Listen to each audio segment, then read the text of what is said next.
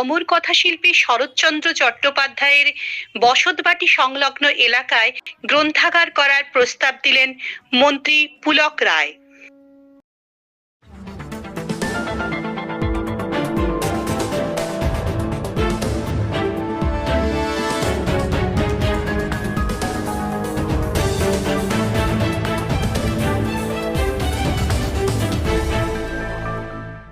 গ্রন্থাগার করার প্রস্তাব দিলেন মন্ত্রী পুলক রায়।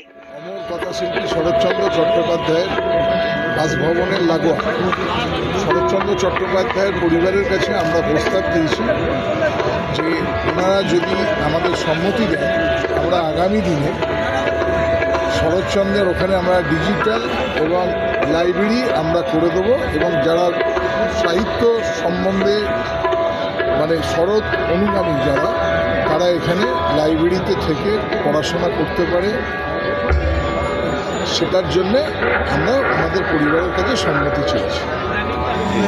গ্রন্থাগার হলে ভালোই হবে, তবে শরৎচন্দ্রের বাড়িটিকে আড়াল করা যাবে না বললেন শরৎচন্দ্রের প্রপৌত্র জয় চট্টোপাধ্যায়। লাইব্রেরি থাকাটাই তো দরকার, তো হলে তো ভালো হবে, কিন্তু বাড়িটা অবস্ট্রাকশন না করে লাইব্রেরি হোক, যাতে নেক্সট জেনারেশন মানে এখন বই পড়া ব্যাপারটা চলে যাচ্ছে, যাতে নেক্সট জেনারেশন যাতে ইন্টারেস্ট হয়, এবং সেখানে হলে তো খুবই ভালো।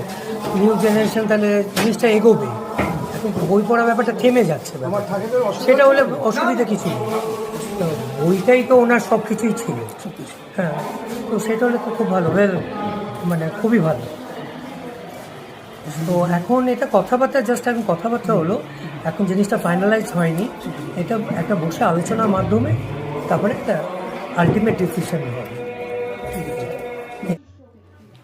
বাগনান থানার পানিত্রাসে 53তম শরৎ মেলা উদ্বোধন করতে এসে পানিত্রাসের পাশেই সামতাবেড়ে শরৎচন্দ্র চট্টোপাধ্যায়ের বসতবাটি সংলগ্ন এলাকায় একটি গ্রন্থাগার ও পর্যটকদের রাত্রিবাসের ব্যবস্থা করার প্রস্তাব দিলেন রাজ্য সরকারের পূর্ত ও জনস্বাস্থ্য কারিগরি মন্ত্রী পুলক রায়। মেলায় অন্যান্য অতিথিদের সঙ্গে উপস্থিত ছিলেন শরৎচন্দ্রের প্রপৌত্র জয় চট্টোপাধ্যায় এবং তার সহধর্মিণী মৌসুমী চট্টোপাধ্যায়, বিধায়ক ডক্টর নির্মল মাঝি, বিধায়ক অরুণাভ সেন, বিদেশ বসু, হাওড়া জেলা পরিষদের সহ সভাধিপতি অজয় ভট্টাচার্য প্রমুখ। মেলা চলবে আগামী 29শে জানুয়ারি পর্যন্ত।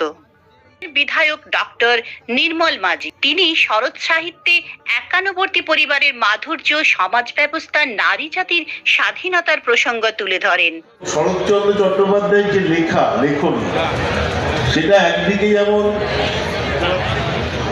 একটা পরিবারের একান্নবর্তী পরিবার তো এখন ভেঙে দিয়ে ইউনিট পরিবার হয়ে গেছে, ছোট ছোট পরিবার হয়ে গেছে, কিন্তু একান্নবর্তী পরিবারের যে মাধুর্য, তার যে খুঁটিনাটিগুলো, চুলচেরা বিশ্লেষণ, সেখান থেকে আমাদের যে সমাজ ব্যবস্থা, যে শ্রেণী বৈষম্য, যে দলিত শ্রেণী, এটা অজয় ভট্টাচার্য বলছিলেন, দলিত শ্রেণী থেকে আরম্ভ করে পিছিয়ে পড়া মানুষ, দরিদ্রতম মানুষ, দিন আনে দিন খায় মানুষ, হিন্দু মুসলিম উভয় সম্প্রদায়ের মানুষ, বিশেষ করে নারী জাতি, যারা অসূর্য স্পর্শা, যারা পর্দার অন্তরালে একবারে ভেতরের ঘরে যাদের স্থান হতো, সেই নারী শক্তি, নারী মুক্তি, নারী অধিকারের স্বাধীনতার অঙ্গনে একটা সামাজিক বিপ্লব এনে দিয়েছিলেন কথা সাহিত্যিক শরৎচন্দ্র চট্টোপাধ্যায়।